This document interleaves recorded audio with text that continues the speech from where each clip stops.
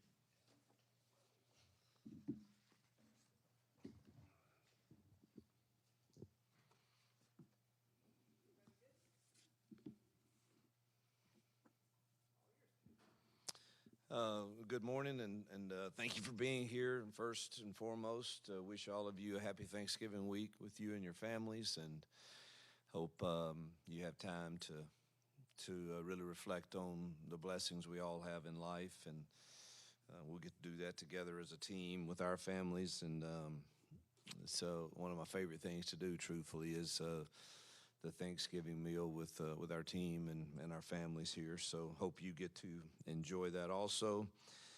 Secondly,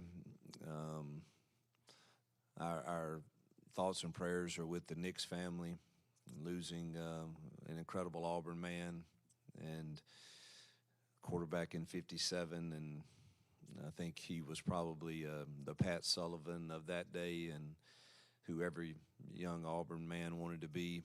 And I know that they will celebrate his life, I believe, tomorrow, and certainly wish I could be there.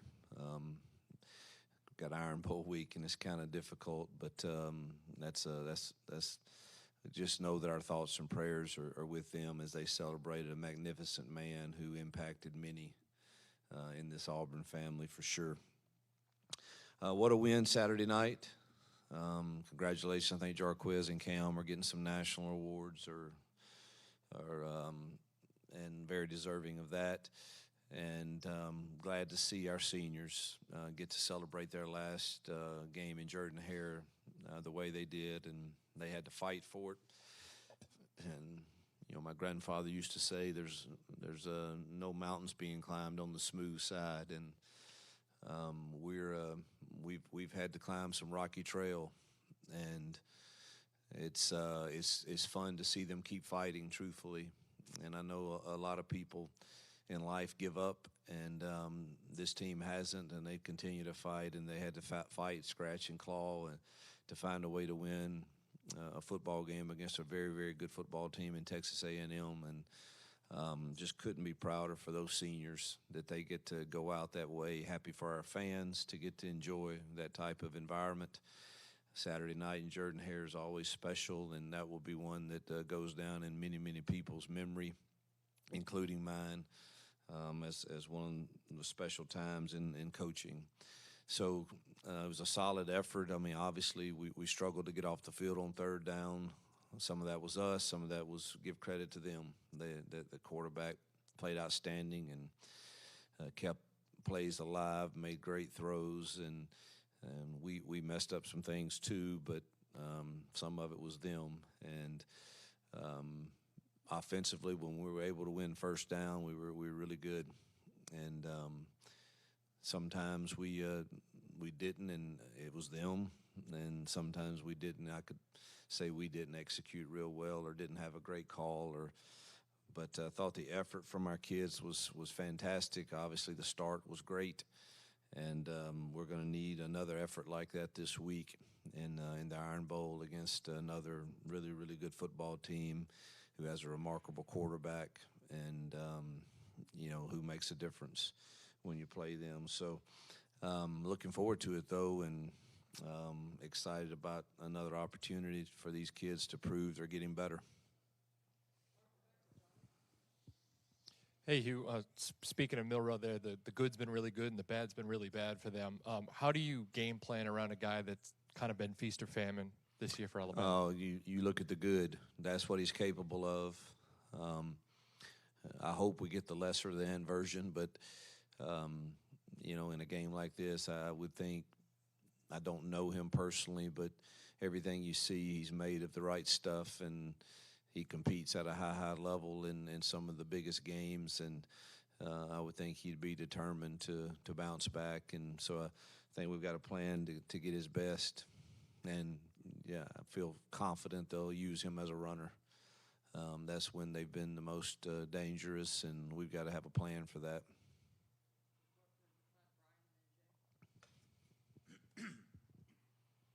Hugh, on the first touchdown in the overtime, did you consider going for two?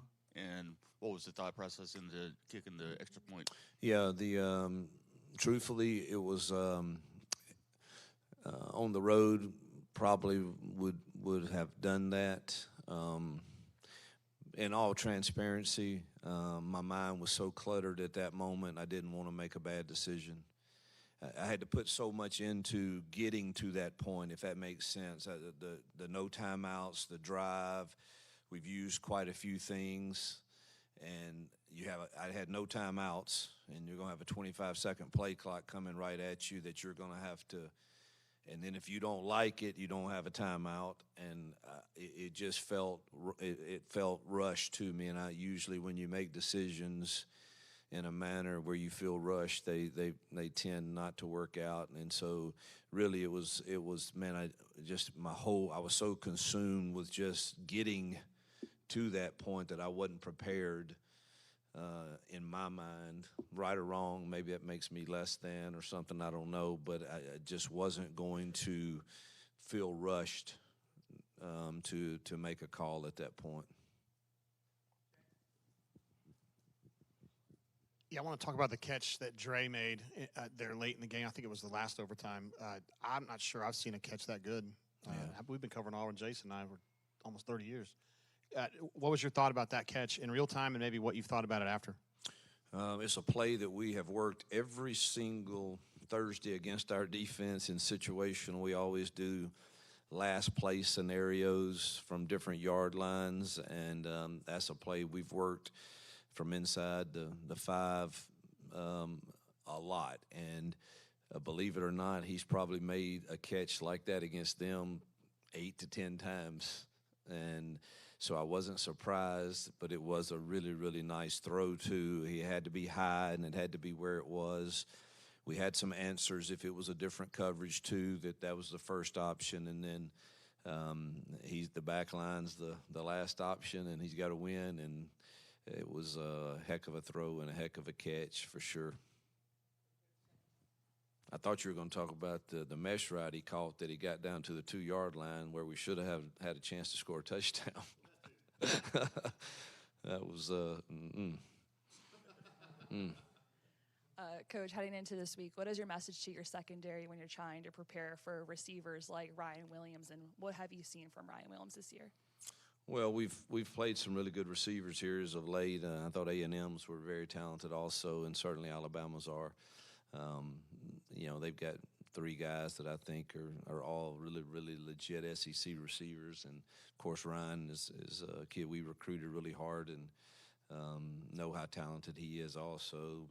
I mean, the message is the same. We've got to do our assignment on every play and forget the last one. Have a short memory when you're a DB. It's just you can't hold on to it. You've got to play the next one, and you're on an island a lot of the times back there. And with an athletic quarterback and athletic receivers, they're going to make some plays, and just got to hope we can make our share also. Coach, one of the things your offense has excelled at this year is creating explosive plays of 20 yards or more. Auburn hasn't won in Tuscaloosa since 2010. Can you talk about how you continue to generate big plays on the road to give you a chance there in Alabama? Well, it's film study, and you got to have good designs, and they've got to be called at the right time against the right defense. That's not always the easiest thing. You can have some that are, have a chance to work against multiple things, but usually the biggest ones need to be called against the right coverages at the right time without pressure maybe, or and all of those are sometimes a guessing game. But I think we do have a knack for having good designs for some, and we'll need those to go multiple drives. You're not going to just drive the football 75 yards every time without some explosive plays. So that'll be a big part of winning there in Tuscaloosa on Saturday. Coach, a lot of great reactions and videos and responses from recruits from what happened this weekend, but the ones that you got to talk to and kind of conversate with after the win, what was their thought process to you? That's the one thing I miss about not being on the Twitter world and stuff, is I don't get to see all of that, and I really don't know what's going on. But the ones I had conversations with after the game were all incredible, and then continuing into yesterday with some of the official visits. And I think it certainly helped our cause of showing this is what Auburn can be again, and you can beat top 12 teams or whatever they're ranked. And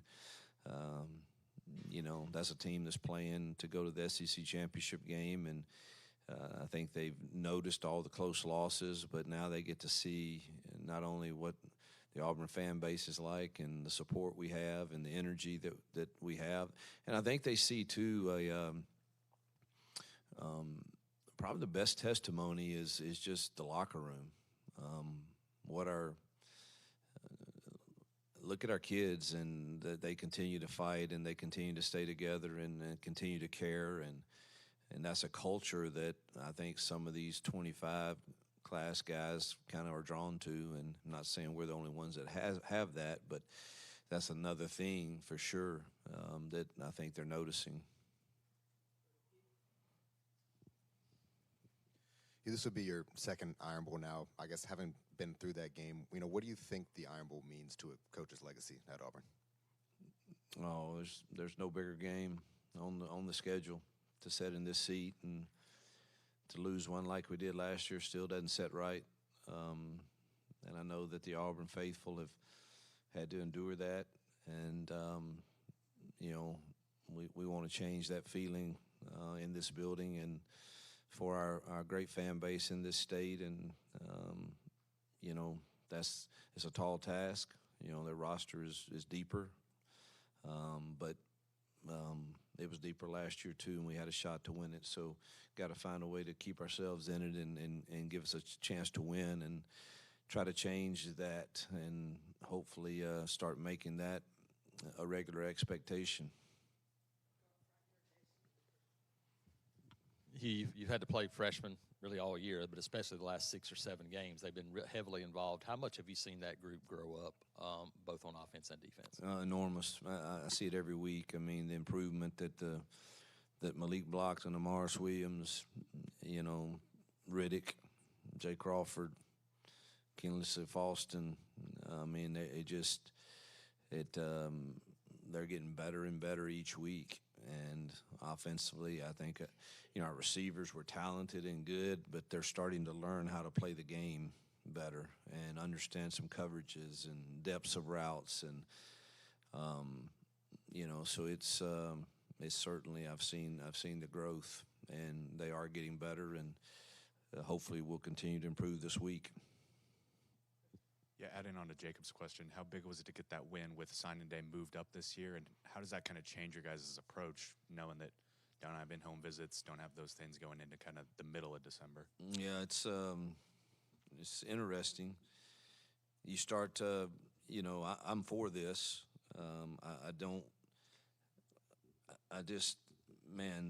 Being able to stay with your team as soon as the season's over in December, and honestly to kind of take a breather a bit at night and be with your family, and not be on the road every single day and doing visits is something I welcome.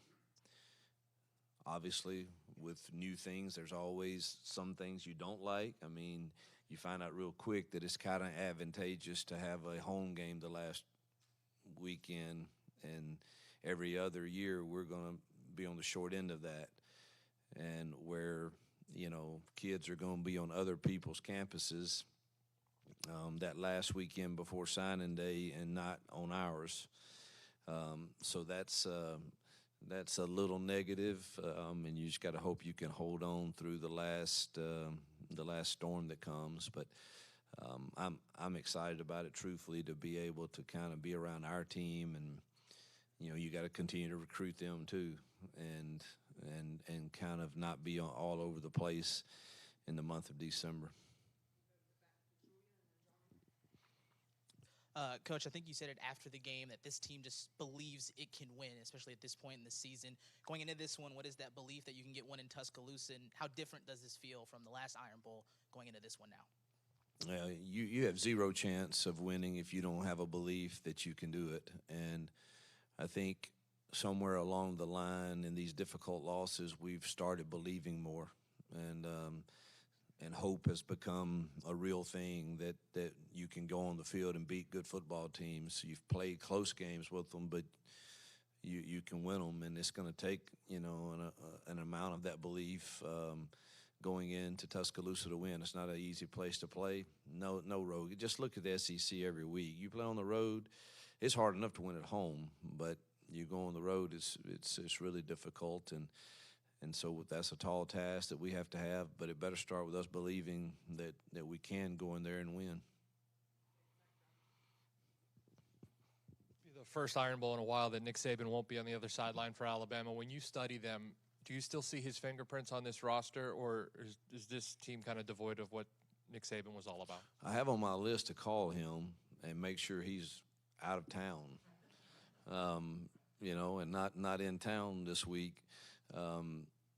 First, I have great respect for Kalen DeBoer, and we go way back to NAIA days, and he's had success everywhere he's been. And then Kane Womack, obviously my ties with his family. His father was my DC for years, and I gave Kane his first job at Ole Miss, and to watch him, he's got a wonderful family, and so I've got great respect for those guys also, and they've got one of my former guys as the defensive analyst there, and he knows all our stuff, and so we got to combat that again this week. But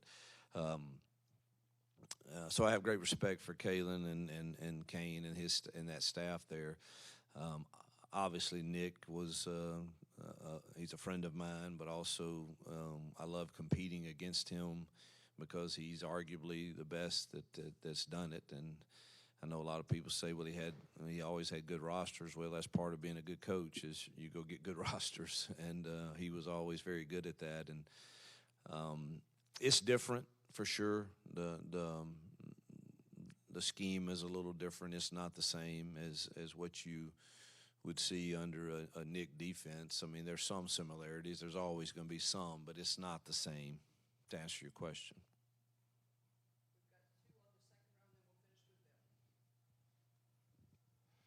Coach,